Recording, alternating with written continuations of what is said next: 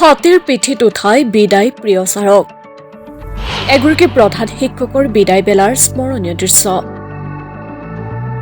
খাৰুপেটীয়াৰ এখন বিদ্যালয়ৰ ব্যতিক্ৰমী দৃশ্য বিদ্যালয়খনৰ ছাত্ৰ ছাত্ৰী তথা পৰিচালনা সমিতিয়ে ব্যতিক্ৰমী দৃশ্যৰে বিদায় দিলে পশ্চিম উজাগাঁও প্ৰাথমিক বিদ্যালয়ৰ প্ৰধান শিক্ষকক হস্তীৰ পিঠিত উঠাই বিদ্যালয়খনৰ অৱসৰপ্ৰাপ্ত প্ৰধান শিক্ষক আব্দুল মজিদক বিদায় দিলে পৰিচালনা সমিতিয়ে উল্লেখ্য যে দলগাঁও শিয়ালমাৰী শিক্ষাখণ্ডৰ অন্তৰ্গত পশ্চিম উজাগাঁও প্ৰাথমিক বিদ্যালয়ৰ প্ৰধান শিক্ষক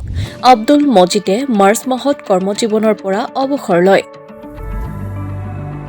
বিদ্যালয়খনৰ পৰিচালনা সমিতিৰ সভাপতি তৈবুৰ ৰহমানৰ সঞ্চালনাত ছাত্ৰ ছাত্ৰী তথা ৫ শতাধিক ৰাইজৰ উপস্থিতিত দিনজোৰা কাৰ্যসূচীৰে বিদায় সভা অনুষ্ঠিত কৰা হয় সভাত অৱসৰপ্ৰাপ্ত শিক্ষক আব্দুল মজিদক এখন চেলেং চাদৰ গামোচা ফুলৰ থোপ শৰাই জাপি আৰু সম্বৰ্ধনা পত্ৰৰে সম্বৰ্ধনা জনোৱা হয়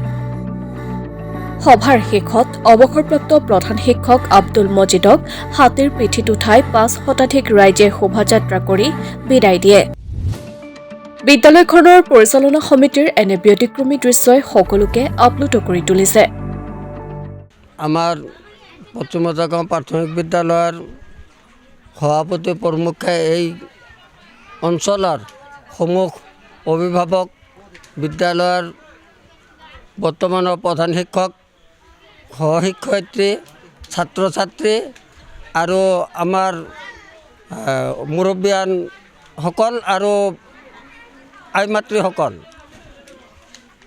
মই 1982 চনৰ পৰা এই বিদ্যালয়ত অবৈতনিক হিচাপে কাম কৰি থকাৰ পিছত 1995 চনৰ 18 জানুৱাৰীত চৰকাৰৰ পৰা নিযুক্তি লাভ কৰোঁ এই সুদীৰ্ঘকাল ৰাইজৰ মৰম চেনেহৰ কাৰণত এই বিদ্যালয়তে মই 2024 চনৰ মাৰ্চ মাহৰ 31 তাৰিখত চাকৰিকালৰ অন্তিম দিনত চৰকাৰী নিয়ম নীতি মতে মই অৱসৰ গ্ৰহণ কৰোঁ শিক্ষকতা কৰি যদিও চৰকাৰে মোক চৰকাৰী নিয়ম নীতি মতে এই বিদ্যালয়ৰ পৰা মোক অৱসৰ দিছে তথাপিতো মই এই গাঁৱৰে জন্ম ৰাইজৰ সহায় সহযোগ লৈ মই মোৰ পৰৱৰ্তী জীয়াই থকা দিনকেইটাও এই বিদ্যালয়ৰ লগতে মই সহায় সহযোগ কৰি যাম বুলি আৰু ৰাইজৰ লগত মিলিজুলি থাকিম বুলি মই আশা কৰিলোঁ দলগাঁৱৰ পৰা Hasan Ali report my news any